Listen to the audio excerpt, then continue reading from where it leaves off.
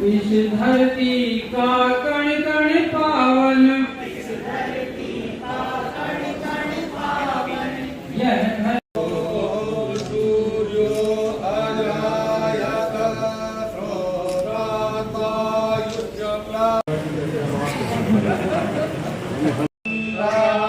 वरिष्ठ पत्रकार press club के पूर्व अध्यक्ष और उस जो दास्ता का जो अपनी अवधि थी, युगानी का जो काल था, उसमें हमारी सबसे क्षति हुई कि हम अपनी पहचान खो बैठे। हम भूल गए कि हम क्या हैं, और हमारे कवि ने हम कौन हैं, क्या हो गए और क्या होंगे भी,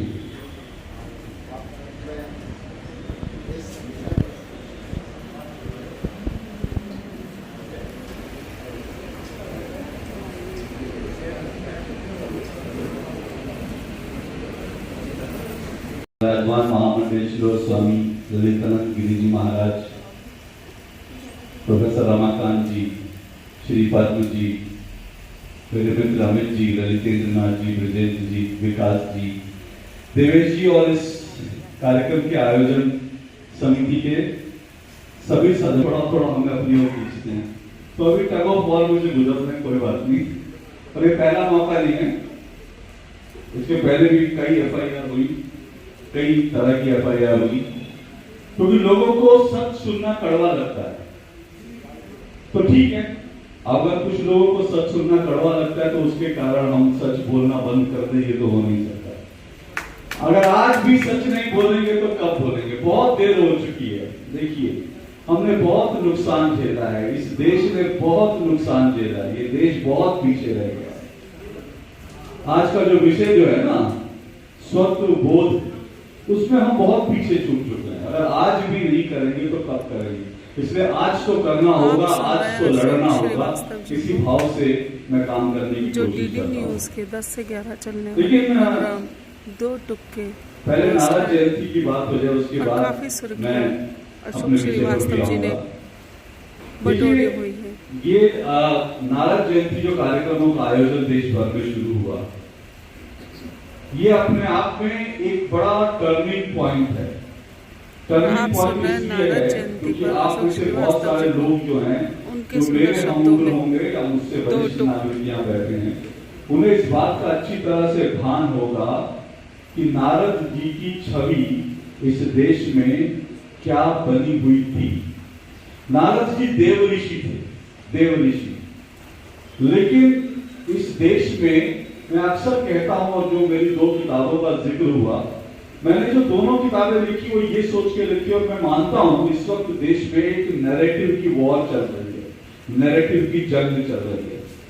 और ये नैरेटिव की वॉर में आपको जो भारत के खिलाफ फेक नैरेटिव है उसको एक्सपोज करना ही होगा, और हर पत्रकार की ये ड्यूटी है, दायित्व है कि आपको फेक नैरेटिव को एक्सपोज करना होगा।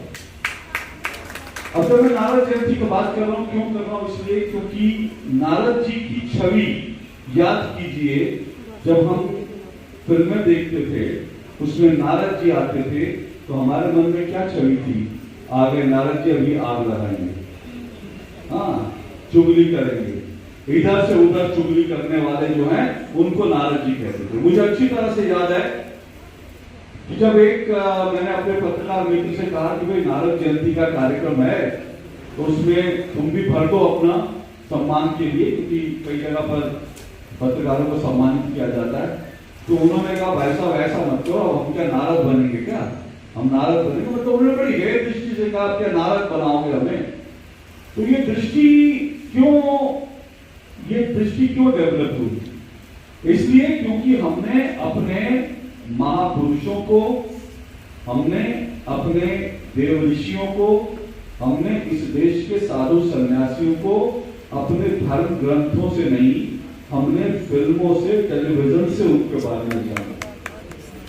और जब फिल्मों ने हमें जो दिखाया, हमने उसी तरह से जो है हमको लगा। और मैं ये बात आपको क्यों कहता हूं? मैं इसलिए कह रहा हूं, मुझे आज इस बात का मतलब मैं कह सकता हूं मुझे गर्व की अनुभूति है कि मैं महामंडलेश्वर जी के साथ बैठा हूं। लेकिन मैं जब खुद कॉलेज में था, मुझे इसको स्वीकारोक्ति करने में कोई हर्ज नहीं है, मैं जब खुद कॉलेज में था तो मुझे भगवा वस्त्र देखकर थोड़ी सी परेशानी होती थी। क्यों? क्योंकि आप उठाकर देखिए 60 की 70 की फिल्में उठाकर देखिए, उसमें हर भगवा वस्त्र पहने व्यक्ति को एक तरह से उसको दिखाया जाता था वो व्यभिचारी है, वो चोर है, वो मंदिर में गलत काम करता है। हर भगवा वस्त्रधारी को इसी तरह से दिखाया जाता। और ये जो मैं बात कह रहा हूं, मैं ऐसे हवा में नहीं कह रहा। आपको जानकारी होगी IIM अहमदाबाद के एक व्यक्ति ने इसके ऊपर रिसर्च की थी और उसने रिसर्च करके ये बात उसकी रिसर्च में आया कि जो फिल्में थी, फिल्मों में कितना प्रतिशत किस तरह से किस व्यक्ति को दिखाया जाता था। और उसमें जो है दिखाया जाता था कि कोई फादर है, सफेद वस्त्र पहना हुआ तो वो त्याग का प्रतीक है, कोई टोपीधारी है, दाढ़ी वाला है तो वो दोस्ती यारी है, ईमान मेरा यार मेरी जिंदगी, और जो भगवा वस्त्र पहने हैं वो चोर होगा, व्यभिचारी होगा। ये फिल्मों में जानबूझकर इस तरह का हमको दिखाया है ताकि हमको अपने धर्म के ऊपर अभिमान ना हो, हमको हमारे जो आध्यात्मिक परंपरा है उस पर अभिमान न हो, हम उसको हे दृष्टि से देखें। उसी तरह से नारद जी का चित्रण भी किया गया कि आग लगाने वाले, बात इधर की उधर करने वाले, चुगलखोर। और आप देखिए कि कितने महीन तरीके से काम होता था, ये इस महीन तरीके से काम होता था। अगर आपने वो फिल्में देखी हो जिनमें नारद जी को दिखाया जाता था, तो नारद जी के लिए फिल्मों में सबसे उपयुक्त कलाकार कौन था? जीवन। और जीवन की छवि क्या है? जीवन कौन था? जीवन एक मतलब खलनायक, एक घोषित खलनायक, एक बहुत शानदार खलनायक। तो वो भूमिका भी एक खलनायक को दी गई जो नारद मुनि की भूमिका में रहे। तो आप सोचिए किस महीन तरीके से हमारे दिमाग में जहर भरा जाता था। इसको समझने की जरूरत है। अच्छी बात है, अब ये चीजें बदल रही हैं। देवर्षि नारद जी के बारे में, उनके गुणों के बारे में हम जान रहे हैं और पत्रकारों को इससे जोड़ रहे हैं, ये बहुत अच्छी बात है। भाई साहब ने कहा कि आज बताया कि आज एक खास दिन है, हालांकि उन्होंने मेरे संदर्भ में इसका जिक्र किया। मीडिया की आजादी का कोई उदाहरण नहीं, मैं पहले स्पष्ट कर दूं। मैं मोटे तौर पर मानता हूं भारत में मीडिया आजाद था, मीडिया आजाद है। ये आज हम वर्ल्ड प्रेस फ्रीडम डे मना रहे हैं, तो आप लोगों ने, अब मैं उस बात पर आ रहा हूं जो मैं यहां पर कहना चाहता हूं, वो ये कि भारत में एक नैरेटिव की वॉर चल रही है और जब तक इस नैरेटिव की वॉर को आप समझेंगे नहीं, तब तक स्वत्व का बोध जो है हमको होगा नहीं। इसलिए इसकी गहराई में इसकी पड़ताल हमको करनी पड़ेगी। आप देखिए तमाम नेताओं ने एक विषय उठाया है और वो विषय क्या उठा रहे हैं कि भारत में मीडिया को आजादी नहीं है। और ये हमको कैसे पता चला भारत में मीडिया को आजादी नहीं है?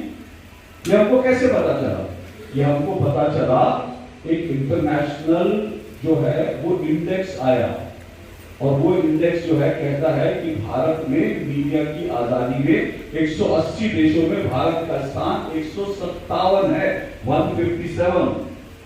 वर्ल्ड प्रेस फ्रीडम इंडेक्स आप उठाकर देखिए, कह रहे हैं कि Bharat world press freedom index में पिछड़ गया। और तो और ये जो वर्ल्ड प्रेस फ्रीडम इंडेक्स है ये बताता है कि भारत 157वें नंबर पर है और पाकिस्तान का मीडिया भारत से ज्यादा स्वतंत्र है, क्योंकि पाकिस्तान 153वें नंबर पर है और भारत आज गिरकर 157वें नंबर पर आ गया।